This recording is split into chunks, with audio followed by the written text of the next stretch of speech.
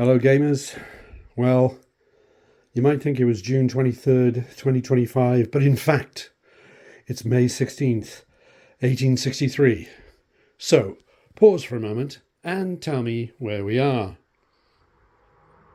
You're back. Well, of course, sharp-eyed gamers will be able to tell you that we are, in fact, at Champion Hill in Mississippi, and a serious battle is about to unfold before our very eyes using Volley and Bayonet. And this time, I've got a few new things on the table. This is the first time I've done Volley and Bayonet in 15mm. And so we've got the American Civil War forces that I collected over the years that were actually for use with Fire and Fury, but they're being used here, as we can see, for Volley and Bayonet. Basically got four Fire and Fury infantry bases have been put onto a Sabbath base for Volley and Bayonet, and they seem to work quite well. And I'm using my 4/5 scale for Volley and Bayonet, so a brigade base, instead of being approximately 75mm wide, is 60mm wide, and that enables me to get a lot more battles to fit on my table here. The other thing I've experimented here with for the first time, basically, I think it's probably the first time ever in my wargaming career, which started, what was that, 50 years ago? Yeah, slightly over 50 years ago. But I've actually tried what they always said in the books, like, oh, you just take some books and throw them under a sheet, and then you've got instant hills that look like books. So what I've done here is I've taken a page out of Emerita Professor Philip Sabin's teachings, and I've got you see the sort of mountain here, the main thing, which is Champion Hill. Now, sorry, let's get over that first, because in some sources it's called Champions, as in possessive apostrophe S, Champions Hill, and in a lot of sources it's Champion Hill, and as far as I can see, the majority of sources have it as Champion Hill. I even did a Google word search there for the frequency of the use of the term, and although U.S. Grant calls it Champions Hill, I'm going with Champion Hill this time. In the Battles of the American Civil War book by Volley and Bayonet, if I'm not mistaken, it's actually referred to both ways. And the battle, that's right, the battle that I'm doing as well is, I probably didn't finish a line of thought there, did I? I was talking about something else. Yes. Oh, that's right, yes. So I've actually got on my hill here, which you can probably see better from different angles and so forth. Yes, that sort of thing. There's the hill, you see, yes. And of course that means that certain bases look like they're falling off and all that sort of thing, but you're going to get some of that. But I think it's much better than just having a great big piece of felt cut up to shape. You really get it. I do like the effect. Of course, it's a bit spongy in places and all that, because what I did was followed Philip Sabin's suggestion, and I've actually got clothing underneath there. You might sort of wonder, well, wait a minute, who's under there? Sort of Uncle Frank? No, there's clothing under there, and that seems to produce this nice sort of rumpled look, and I'm very pleased with it. But yes, I'm not using the battle as stated in the American Civil War book. I have played that battle before in 6mm about 40 years ago. But that battle apparently had some serious problems in it that were all mentioned in the official errata to the Battles of the American Civil War book. So I've used the errata version for the orders of battle, and significantly the big difference is the battlefield itself. I won't go into the differences between what was in the American Civil War book, so there are quite a number of differences. Right. Actually, the main thing was that, one of the main things was that there was a level 2 hill, which is, we'll come into how that's depicted here. Let's see, what else have I done? Okay, so yes, I'm using the battle as it appears in the amendments to the Battles of the American Civil War book. The other thing I had to do was I had to trim off as we know from books like the what is it? The Road to Glory book, which helpfully gives lots of accommodation for gamers with smaller tables. So you have small table options in lots of the battles in the Road to Glory book. So I just boldly went ahead and I've done the same here. So I'm going to get my map now so I can show you what I've done. Right. So I figured that because the action, you see the Union forces, we've got Union forces starting off here. The Confederates are outnumbered, seriously outnumbered, but in the amendments there's an allowances for some reinforcements to show up on a die roll, and I'm using that because otherwise I think the Confederates don't stand much of a chance, even given the victory conditions. So Union forces are there, and then a lot more Union forces are going to be coming on from here, which is over in the west, because north is that way up there. So they're going to be coming on here. Okay, so all the action is getting pushed against the forces of the south, which are here, and then also here for the south down the field. So what I did was I trimmed off battlefield down the northern side there, and then also down the western side there. I trimmed off. So I actually trimmed off a foot up there and 2 feet off that side. And of course, if you do something like that, then you're going to need to adjust the arrival time of reinforcements, because you can't just have them arriving at the edge of the table that has been trimmed. They have to be arriving later than that, or you have to take into account the distance they would have had to travel to get to that edge of the table down there. We've got reinforcements coming on here straight away in the first turn. So that's been taken into account. So what I did there was, here's my map, that's right. So we can see there's the 2 feet I trimmed off there, and there's the foot I trimmed off there. And so now we can go over the forces on the table, of course, are the forces that are there at the start of the battle. None of the battle has been played yet. Okay, so let's have a look at the actual geographical features of the battle then. Apparently, I believe it was also known as Baker's Creek. We had that terribly confusing business of naming battlefields in the American Civil War after geographical features, usually water courses or actual well, I suppose, this is not named after a town, is it? It's named after a hill. So it's either named after a creek or named after a hill. Okay, in this particular case. Well, of course, I mean, here we have Champion Hill, as you might imagine. And then here, this serious watercourse here is Baker's Creek.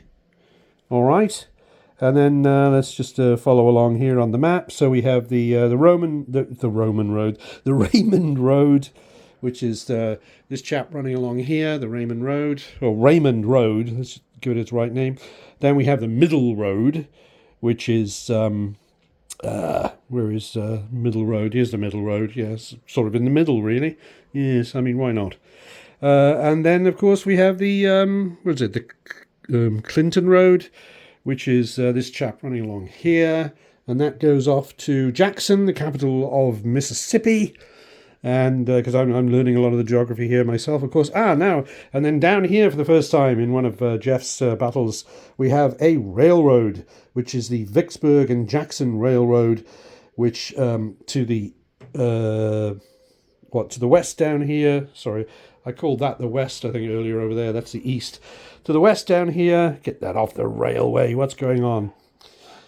We've got a dog barking as well, right? Okay, so down there goes to Edwards Station, and in that direction is going to go to Bolton Station. Yes, very good. And in saying that, I think I may have named all the geographical features that actually have a name. Oh, no, wait a minute. There's the Jackson Creek, which is this little number down here. Okay, and I don't think I know off the top of my head the effect of the watercourses on the battle at the moment. Right, let's see what's tormenting the dog.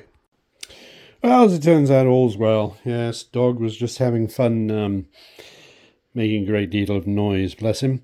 So moving on, yes, the effect of the watercourses. What I do sometimes is, especially if you've got a battlefield that's sort of covered in roads, and the notes say that the roads have no effect on the battle, then yes, old Jeff, sometimes he doesn't bother putting the roads on the battlefield. Or if the watercourses were, I don't know, very small or frozen over, and they have no effect on the battlefield, then, there we go. But these do. Right, so Baker's Creek, which is this chap here, or we might say this chap up here, for example, Baker's Creek is indeed a river under Volley and Bayonet rules. And down there then, which is Jackson Creek, is indeed a stream. Right. Then we've got the woods that we see, or the forests that we see, are indeed, they're not light woods, they're dense woods. So now I've used some sort of coded methodology here in terms of trying to make the terrain look as attractive as possible, or as natural as possible. So I've tried to use a few sort of clever little ideas. Well, we'll see how clever they were. Sorry, the little innovative ideas, perhaps. Yes, and it all comes down to these little tufts, you see, which are indeed stuck on. They're the kind that you can put on your bases, and they've got that sort of gluey stuff on the bottom, sticky stuff on the bottom. So, because if you have a hill like this, of course, unlike if you have one made out of terrain tiles, styrofoam, that sort of thing, or you've got one made out of, just represented by a piece of felt, which I've certainly done before, then you've got a very clear border to it. Now, with this, of course, you don't. Where does the hill begin? Where does the hill end? And there's no way that you can mould it with clothing so it exactly follows the line of the hill as specified on the battlefield map. So that's why I've got these little tufts here. Yes, they do look a bit artificial, but I think it's still a pretty good solution as far as I'm concerned, and I'm sticking with it because it's my game. Right. So here we go. So this indicates the edge of the hill. So if you're here, you're not on the hill, and if you're there, you're at the edge, and if you're here, you're going up the hill. Okay, and as we can see, they go all the way down there, and then they come around down here. So this is all Champion Hill. We'll get to that in a minute. All coming down here, sticking out a bit there. There's a bit of a lump there in the clothing. And we come down here and come down here. All right, but then up here we've got another group of tufts, which are, forget these, they're just window dressing, or set dressing, as it were. But we've got the tufts here, and they represent the level 2 hill that's up there. So you've got dense, a forest, in V&B terms, a forest here. With the forest here, I did use that cloth there, so that section there is the forest, and then the tufts there represent the hill. So getting at these trips up here is going to be very difficult, you would think. And then down there, let's just scooch around a bit here. We've got another forest, which, as we can see with all this undergrowth, is clearly, it's going to be a bit of a problem to wade through there. But of course, there's a road over here. And all I've done with this is the boundary of the forest is represented by the trees themselves. So the edge of the forest goes from here to here. The outside trees, as it were, these trees here coming back to there. So this is clearly a road going through a forest. And then over there, that's just a bit of scrub for window dressing. Down here, this section, field works that the Southerners evidently constructed. So they block the Union from just waltzing up this road, that sort of thing. So you get your field works there. So those are better than hasty works, if I remember correctly. Well, yes, they are, certainly. But you will have Union reinforcements on turn 1, as I said. They will be coming. They'll probably come down here and use the road. Some chaps will probably head off over that way, so forth and so on. Okay. We've got the railroad here. The railroad is just set dressing. It doesn't do anything to anything at all. It's just set dressing. In which case you might say, well, Jeff, if it has no effect on the battlefield, why did you include it? Well, there was an opportunity to get some interesting set dressing on there. And I've certainly had my years of some on and off experiences with model railways in the past, and this gave me an excuse to buy, what was it, 6 feet of TT scale track, which I'd never owned before, and I thought, well, why not? So there we go. I'll put down on some sort of basic strip that looks a bit like, well, at least it doesn't look like grass, so it's supposed to be ballast, obviously. There we go. So TT scale, I had spare N scale track, but that's too narrow. So there we go. And yes, here we've got the Union forces coming across. There we've got Grant, actual US Grant in the middle himself there. And then we've got Logan with his brigade here. And who we got there? Hovey with his brigade there. Splendid. And once again, as was the case with the Napoleonics, well, with the Napoleonics, I always say that almost all of the figures were not painted by me. Some of the commanders, perhaps, and this sort of thing. In the case of these chaps, none of them were painted by me. They were all just collected from wargame shows and eBay and that sort of thing. Yeah, so there you've got your Union chaps down there. Some Union chaps coming on. Splendid. Approaching the forest there. And then on the far side of the forest, way up on the hill, we've got the Confederates waiting for them. You see? Waiting. And up there we've got Pemberton. And we've got Stevenson there. And then over here we've got, who we got? Bowen and Loring. Right.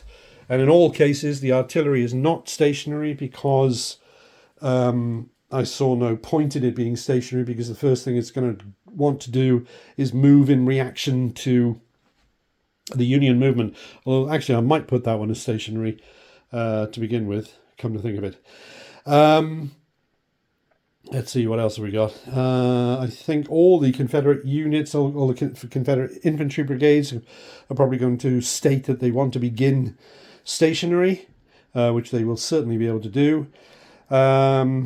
Let's see, is there anything else going on before we get into it? I could show you, yes, let's pause the camera and I'll show you something else. Right, these are the reinforcements that the Confederates will be rolling for each turn to see if they arrive. And we've got, let's see, yeah, we've got Brigadier General Stephen D. Lee and his rather large division, complete with 2 units of artillery. Yes, so that would definitely make a big difference when they show up. And in the quite simple add-on rules in the for the scenario in the amendments, they are arriving, if I remember correctly, if it was if you roll 1 on turn 1, they will arrive on turn 2. If you roll 2 or a 1, less than or equal to 2. So that means that by turn 6, they must arrive. And they will arrive, I think it's anywhere on the western edge, I believe it was, anywhere on the western edge of the battlefield. So that's anywhere all along that western edge there. So that's them there, 4 brigades and 2 pieces of artillery. And yes, I correct myself, it's not 2 pieces of artillery, it's 2 artillery bases, not 2 pieces of artillery. Okay. And here we can see, by contrast, the Union reinforcements. Because the Union are going to end up with 20 brigades by the time all the reinforcements have shown up. And the Confederates, of course, are starting off with 8. And even when their reinforcements arrive, they will have 12 brigades in total. So, yes, much larger Union forces than Southern forces. Okay, now as far as the game length and victory goes, the game starts at 11 a.m. I'm actually just going to quote from the book here. The game starts at 11 a.m. the 10 a.m. turn, and runs through to 8 p.m. The Union Army moves first and has the burden of attack. The Union player must drive all non-exhausted Confederate troops across Baker's Creek to win. And to win a decisive victory, the Union player must exhaust or break the morale of all 3 Confederate divisions, or break the morale of any 2. So, of course, this is Baker's Creek here. And, you know, there are the chaps just to orient us here. So they've got to send, to win, they have to have all non-exhausted Confederate troops pushed across the creek. So if they only had exhausted troops on that side of the creek, they'd be okay.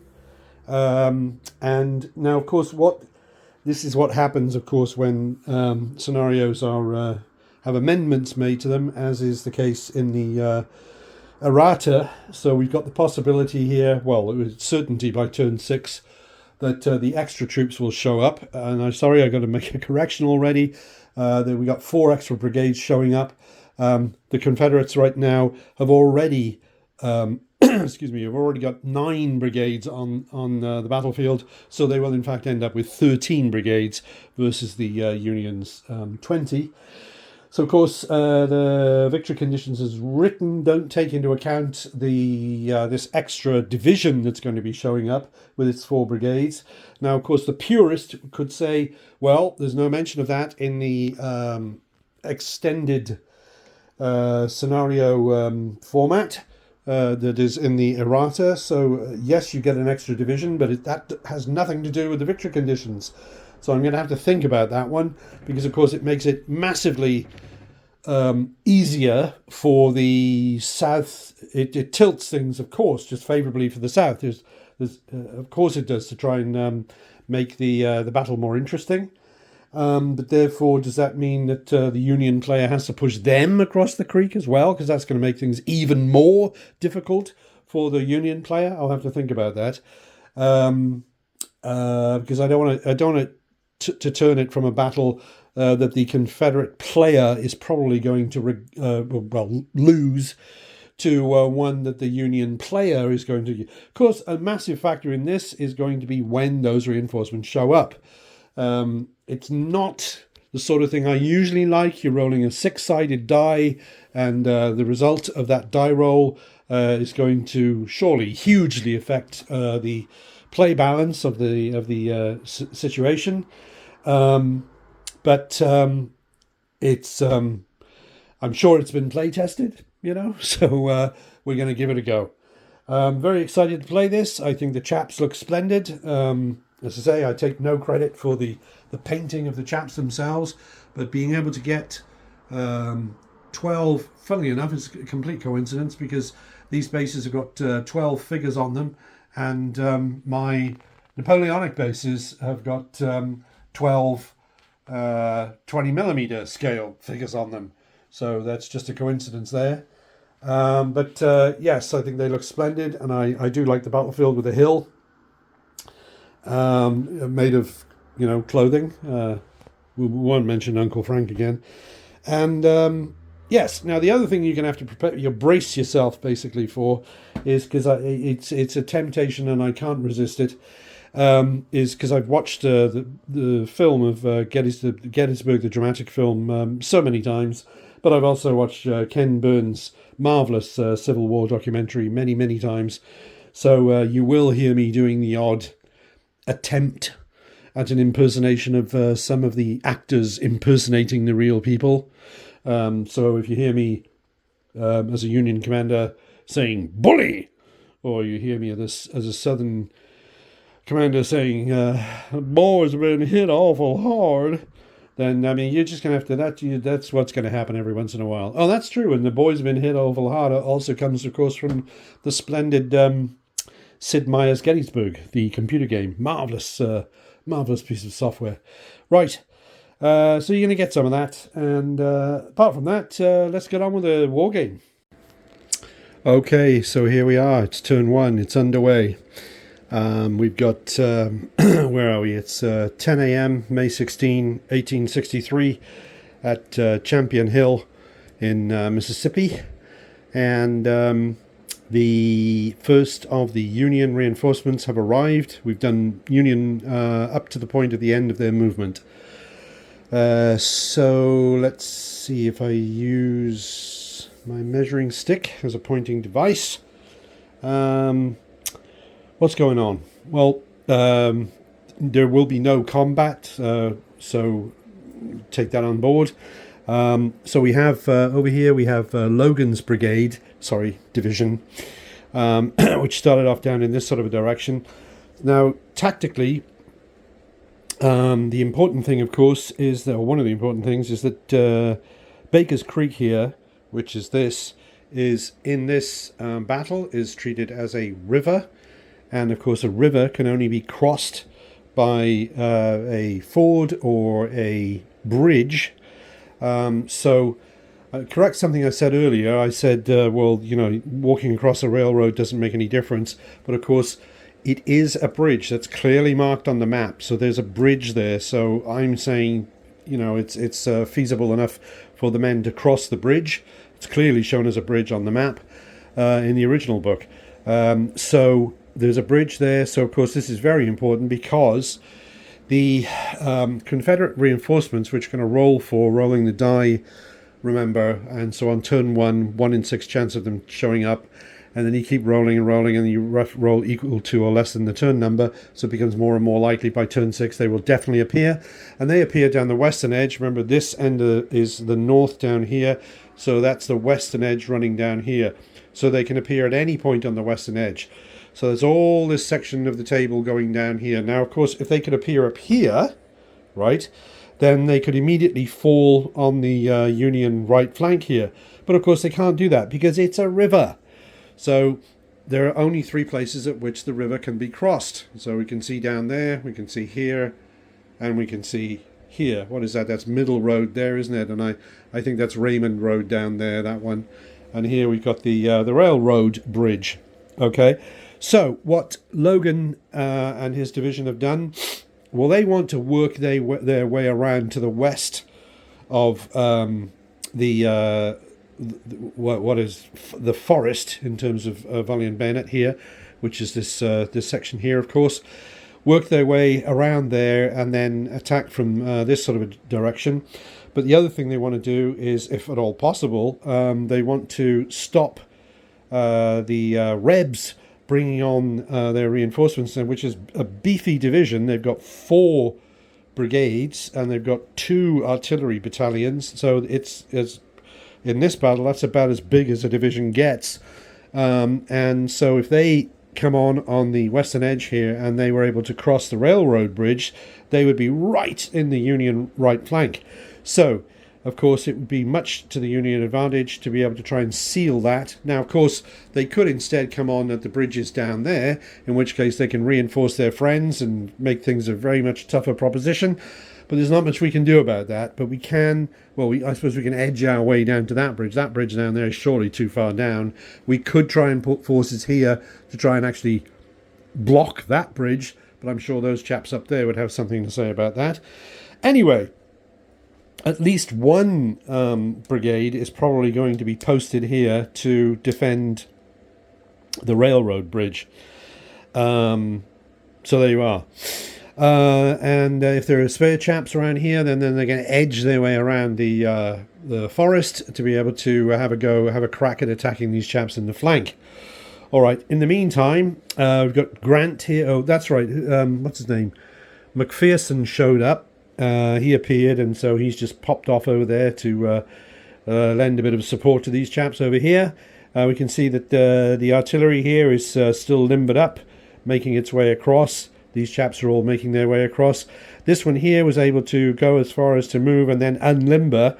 That seemed to be a good idea to the Union commander, because if they were still limbered and the Rebs show up, they wouldn't be able to fire at them. But now that they're unlimbered, they can immediately start firing at them if the Rebs want to just come on and get stuck in.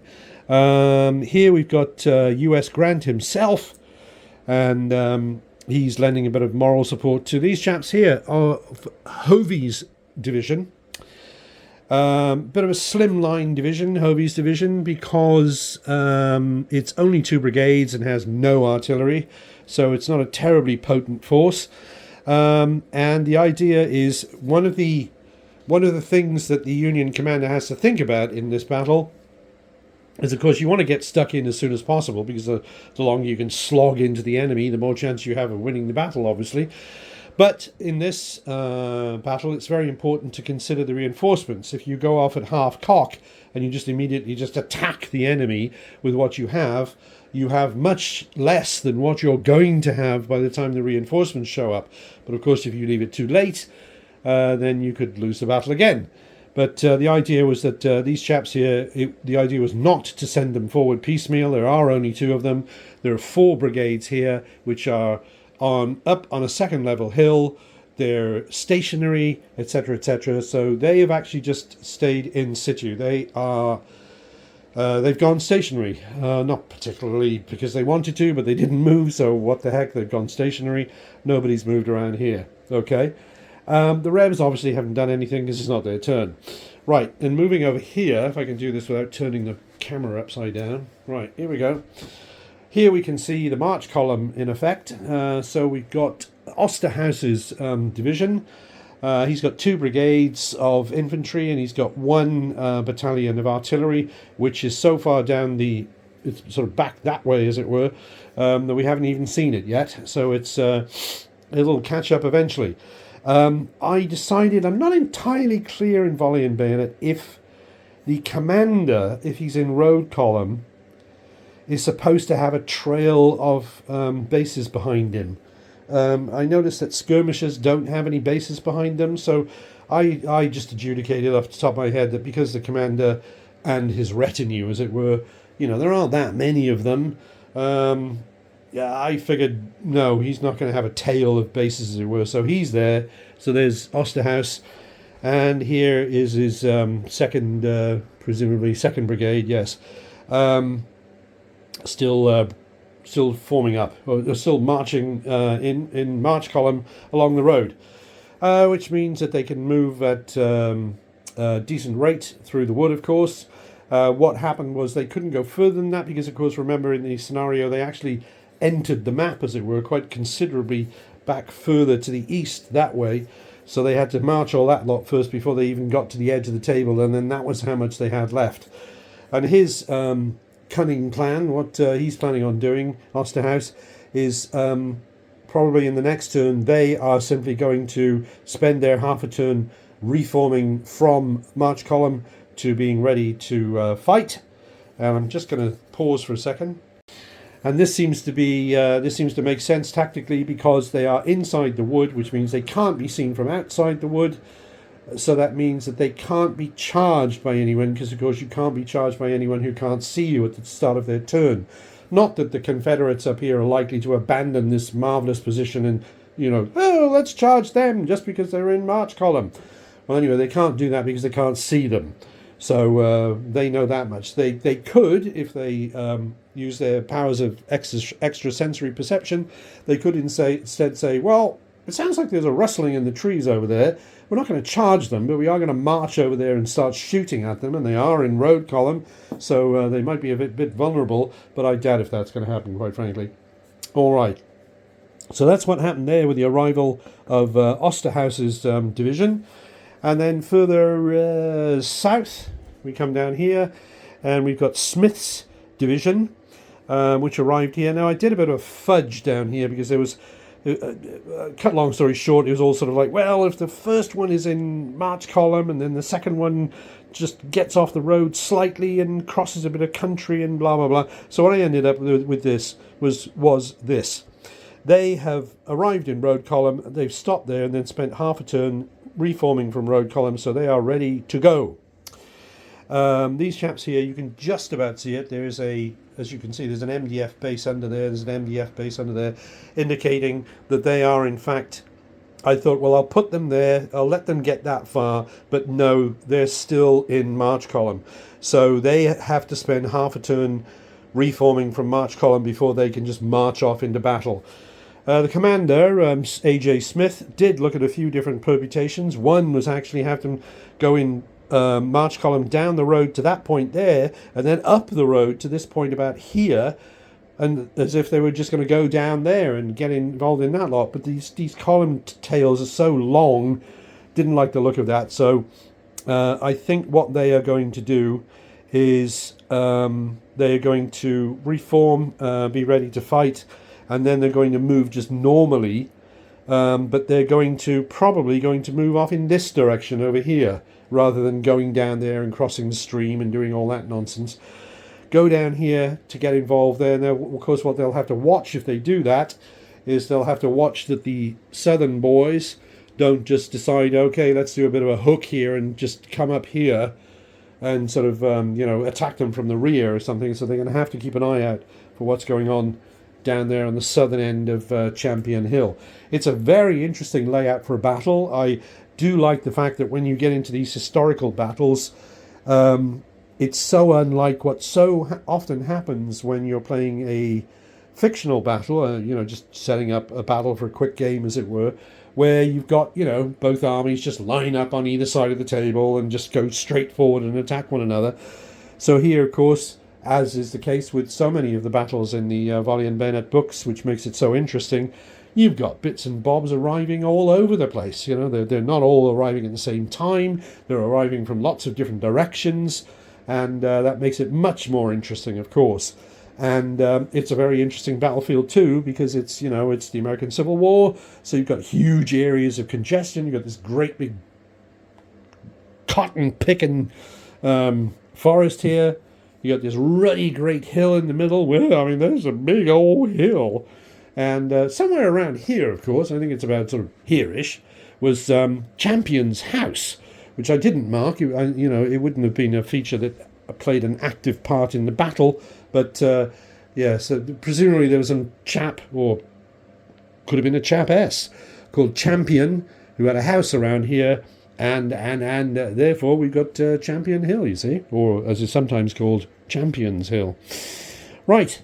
So I think that describes everything that's happened so far in turn one. And yes, there is no combat.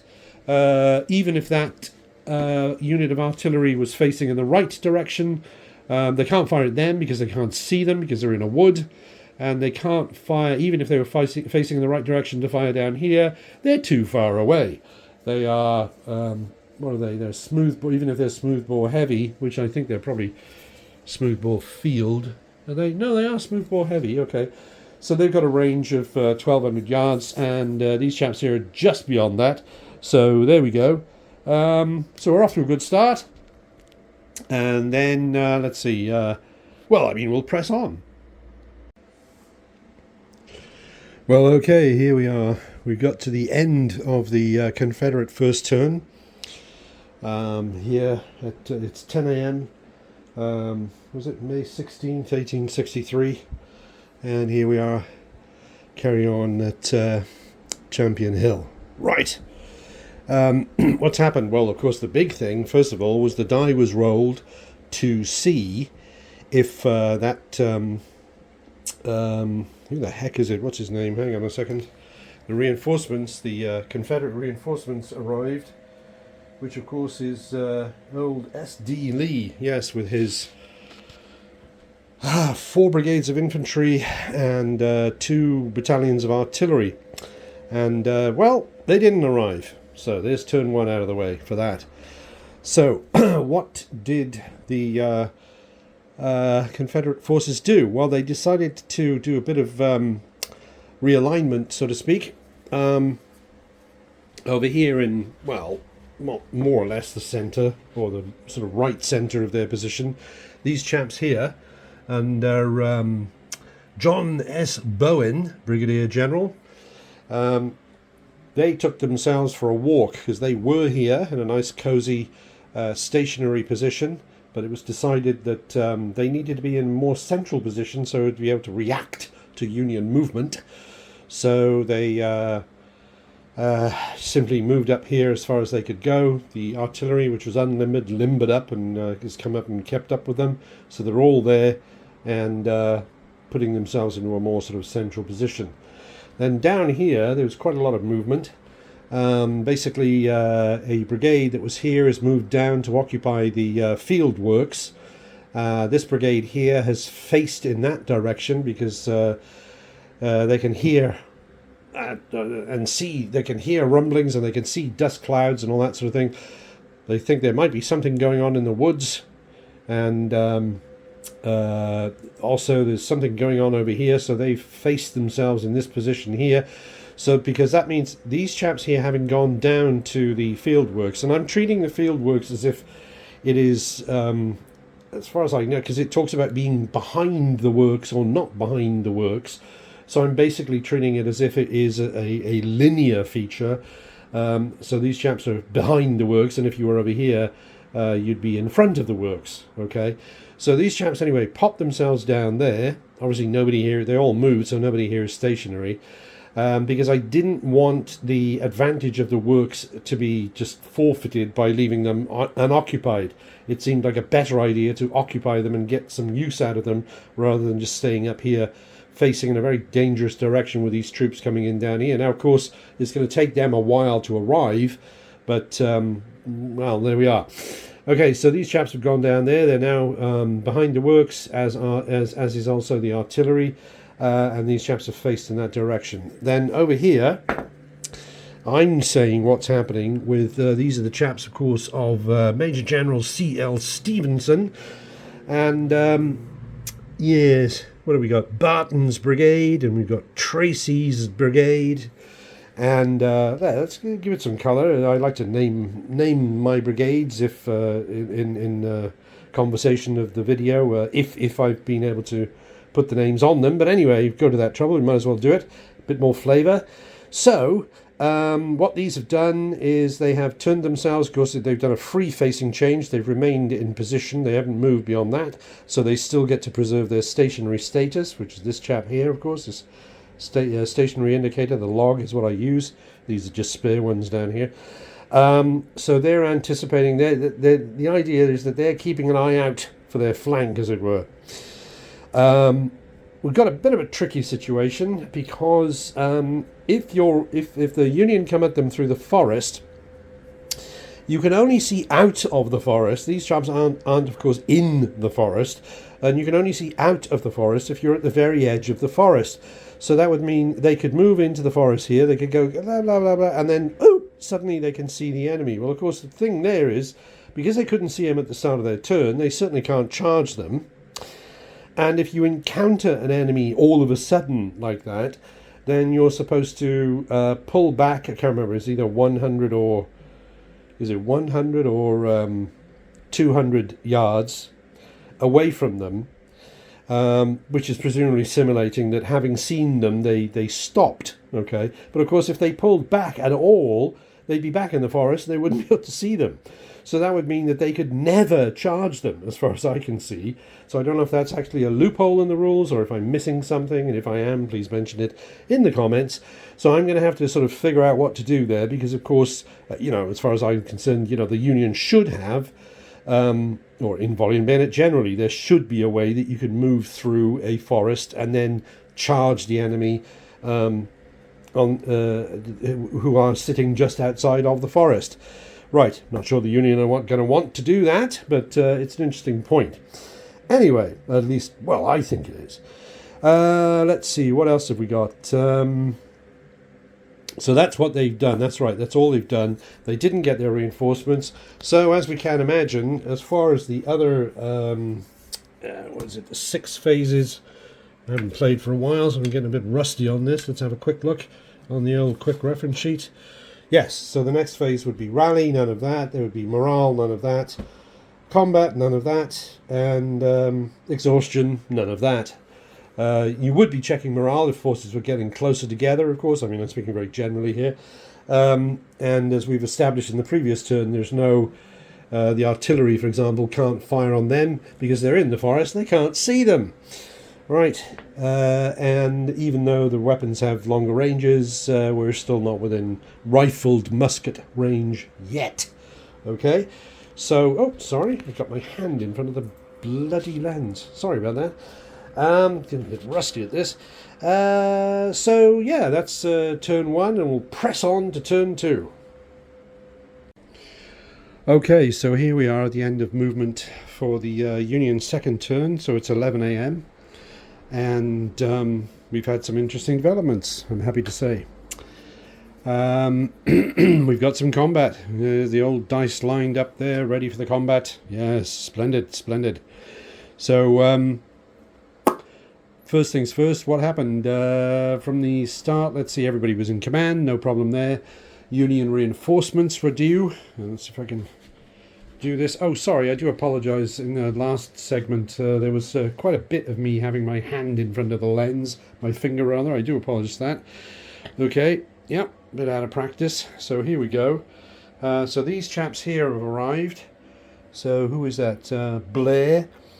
And just like the last batch that showed up with, who was that?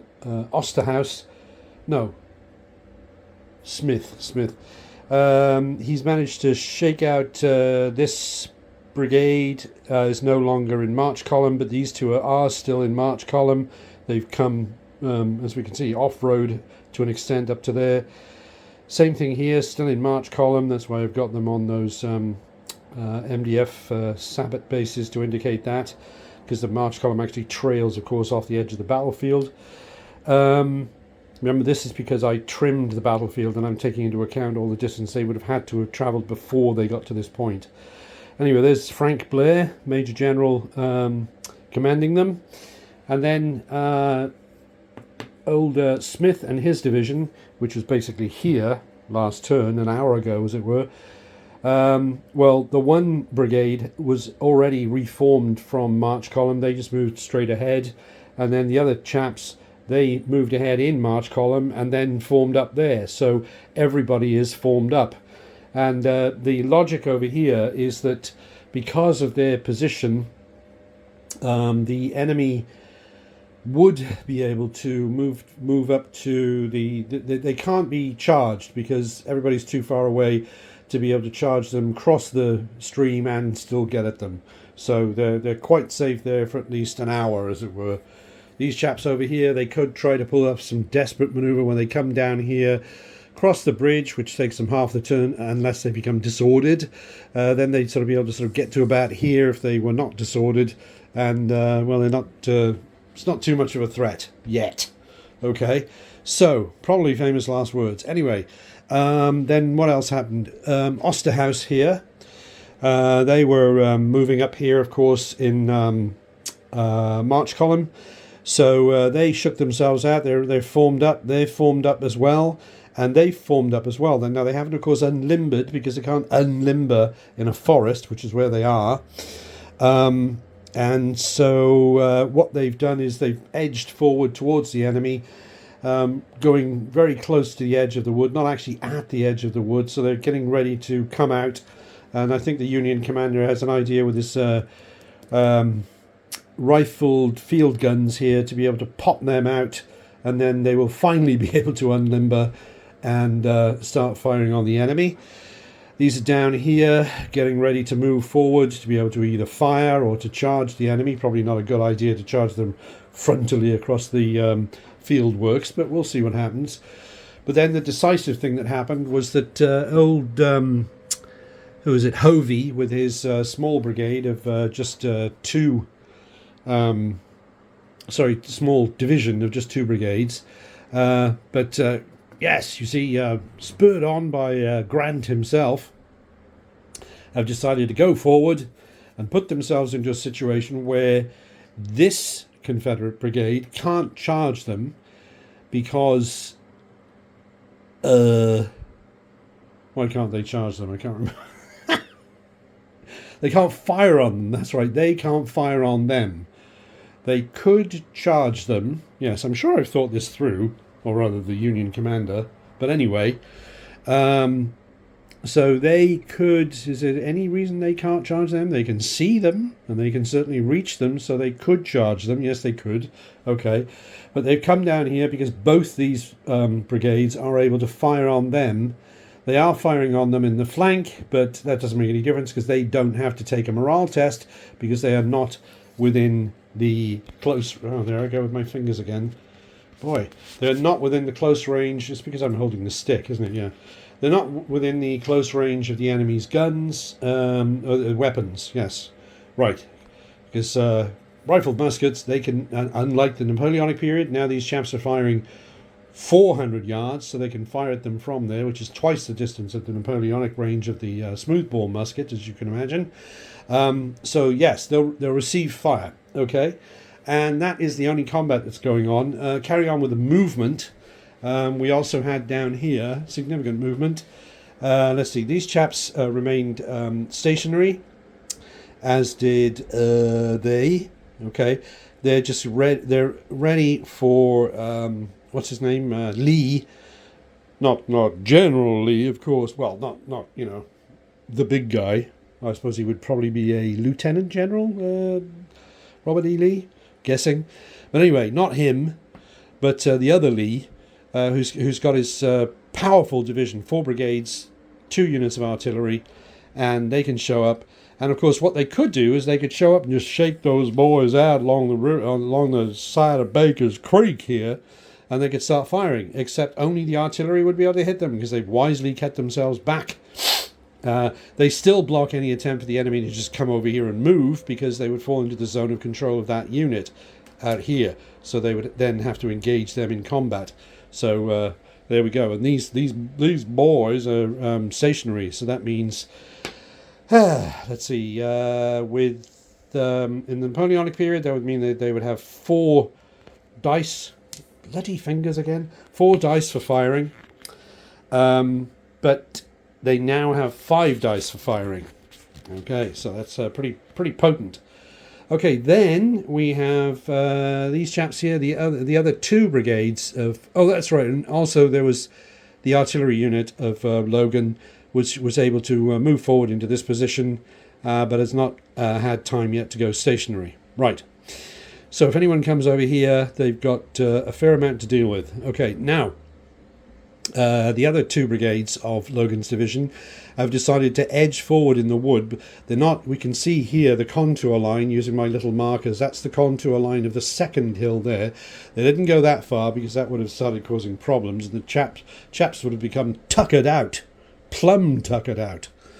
But they've moved into the forest.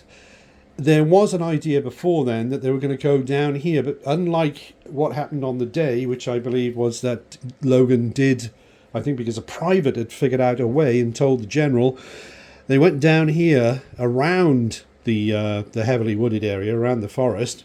The problem with this now, of course, because we have the possibility using this particular variant of the scenario, that Lee's, was it SD Lee, I think it is, his forces can show up over here and come up here, and even if they didn't cross the creek, they could just line themselves up here, and if they had moved to there and then SD Lee had shown up, they could have deployed there and blasted the blazes out of them, and they would also have had to take morale tests because they would have been within the close range of the enemy's artillery. So there was a possibility that at least, let's say, the lead unit could have actually been routed. So we didn't want to do that. So because you've got that wild card of not knowing what SD Lee is getting up to, you're not knowing when he's going to appear on the field of battle. Right, so the idea instead was to move them forward so as to apply pressure up here. In other words, the southern player, who apparently has a helicopter, is going to know, or he's going to, I don't know, maybe there are a lot of varmints are running out of the forest or something like that, and they figured out, they're clever chaps, you know, and they figured out, oh, some sort of movement going on in the forest, perhaps. So that gives them something to worry about. So the idea is to keep some pressure on them while all this stuff hopefully can get deployed and start putting pressure on that lot there. Right. So that's, I think that's about it, actually. So there are no morale tests, so on we go to combat. Okay. Yes, I was holding the phone the wrong way around, wasn't I? Yes, I can do this easily with one hand. Yes. You see, I had it the other way around, and so this area kept getting blocked. But anyway, here we are. Okay, let's focus. So these chaps are going to start the ball, as was it Wellington said at Waterloo. They're going to be the first to fire, so they're going to fire on those chaps there, and let's see what they can do. There's There are no factors as far as I can see, no saving throws or anything like that. Yes, they're behind field works, but as I said, the way I interpret that is that it's a linear thing. So there we go, and it says in the rules, this is not some sort of elaborate system of entrenchments or something like that. No. This is just a barrier of some kind, not as slight as hasty works, but not a heck of a lot more. Right, here we go. Oh, I say. Oh, I do say. Right, so there are no... Wait a minute. It's been a while. Let me just get the old cogs moving here. So, yeah. Right, well, that's 2 hits, isn't it? I mean, there are no saving throws. So, my goodness me, that kicks things off with a bang. There's 2 hits there. Sorry about the wobbly camera work. Right, 2 hits there. Good Lord. Yeah. Okay, here we go. And there's another one. Okay. So, yeah, sorry about this. It has been a while since I played V&B, a month or so, 2 months perhaps. So, it's a bit of a shocking result, isn't it? Yes. So, I mean, that's 3 hits, surely. And there they are. Right. So, it's Taylor's Brigade. It's either Taylor's Brigade, which is being commanded by Cumming, or Cumming's Brigade, which is being commanded by Taylor. I'm not sure from the information on the label, which is taken from the book. But anyway, it has been hit. Now, of course, wouldn't you know it, it's a particularly large brigade, and it's got 6 strength points. So the 3 hits on it are actually only 50% losses. Let's pop out. There we go. Yeah, so there's still plenty of chaps left there. The boys have been hit awful hard, but they're still plucky. Yes, there they are, sons of the South. And yes, rather lucky, I suppose, musketry there coming in from Hovey's 1st and 2nd Brigade, right? Okay, and then the division itself to which they belong, which is Stevenson's division, has an exhaustion level of 11. So, 3 is a good start for sure, but we're a long way away from exhaustion, of course. Battle's only just started. But anyway, so a very good result for the Union, starting off the battle. And now, as I said, just to clear one thing up, no, as far as I can see, no mistake has been made or anything like that. But one might be thinking, well, why aren't they firing at them? They're not firing at them because the wood is in the way. The forest is in the way, which is a vision block, so they don't have a clear fire lane to them. They would have a clear fire lane to them, but they're too far away. So therefore, they can't fire at anyone. They can't fire, obviously, because they're facing in the wrong direction. The same is true for them. So that's what's going on there. Right. So I believe, I'm sure that there's nothing else going to be done, is there, in the rest of the turn? I wouldn't think. So right, off to a good start, and we'll press on to Confederate turn 2. Okay, so all our sharp-eyed observers will already have noticed. Apologies for the goof. What should have happened, of course, is... Where's my stick? Don't have it. I can borrow my pipe instead. What should have happened is that the fire coming from these chaps here, those I'm going to adjudicate was crossing the field works, so they should have been eligible for a saving throw. They got 1 hit on them, so I rolled up the saving throw and it failed, so the hit remains in place. No saving throw here, I'm saying, but we are going to give them a saving throw for that. Okay, right, press on now to Confederate turn 2. Okay, and here we are at the end of movement in Confederate turn 2. The die roll was made to see if S.D. Lee appeared, and he didn't, so he's out there somewhere. He's promised to come, but he hasn't arrived yet. And we've got significant developments here. Right. Way down there to the south. Can't remember his name. Can't read it from here. Anyway, they stayed put.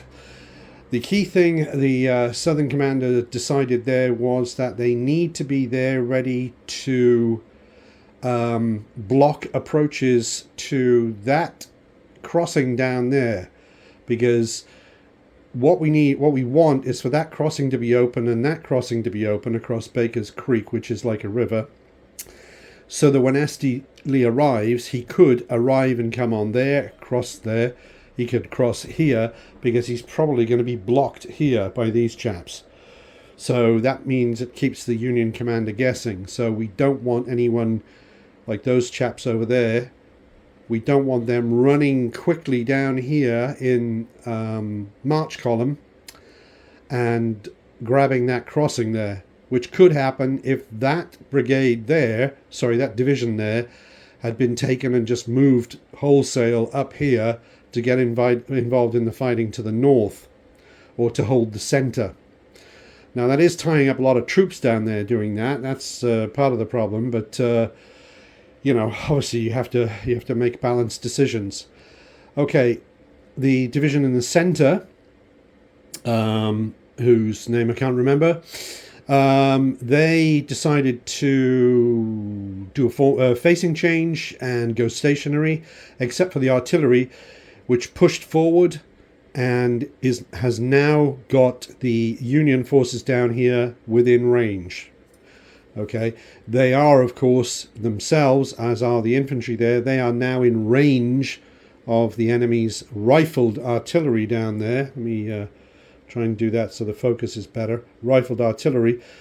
But the rifles can't fire, the rifle artillery can't fire unless I fire at it. Sorry, the Southern Command fires it, and they're not going to do that. The Southern boys, they're going to aim at the infantry. Okay, that's what's going on there. And then, yes, but then in the centre up north, very exciting developments. A lot going on. Okay, so this brigade here has done a free facing change, so it's still stationary, and they're going to blast away with their 5 fire dice now, because they are stationary, at these chaps here. Those chaps being shot at can fire back, of course. They've got their 2 dice there. They can't, because they're not being fired upon. And then over here, this brigade, which was here, moved itself into the forest and then switched around and moved down this way. Now it has to stop at the edge of the forest. It can't charge them doing a route like that. So they've stopped at the edge of the forest, and they are slightly beyond the edge of the forest. So they're at the edge of the forest. That means they can fire at them because they can see out. But they don't have to take a reaction test. That's old Wargame Research Group term from a long time ago. They don't have to take a morale test because they are not within the close range of anyone. No, and now we have a nice loud motorcycle going by. Just a moment. There we go. And they are not in contact with anyone. Okay, so got lots of rifled musketry coming in on those chaps there, and very little going out. Over here, these chaps, because they moved into the forest there, these chaps here thought, well, we'd better get involved here to some extent, do a bit of a probe, because otherwise these chaps here would be free to, following the rustle in the trees, well, actually following the sound of the muskets over there, they could move themselves over this way. They wouldn't be able to charge them because they can't see them at the start of their turn, but they would be able to get in very close to them and open fire on them. So they've moved themselves forward. They gave up their stationary position. They've moved themselves forward. Now here, of course, the terrain gets pretty interesting, as we can see, because they are on the second level hill and they are in the forest.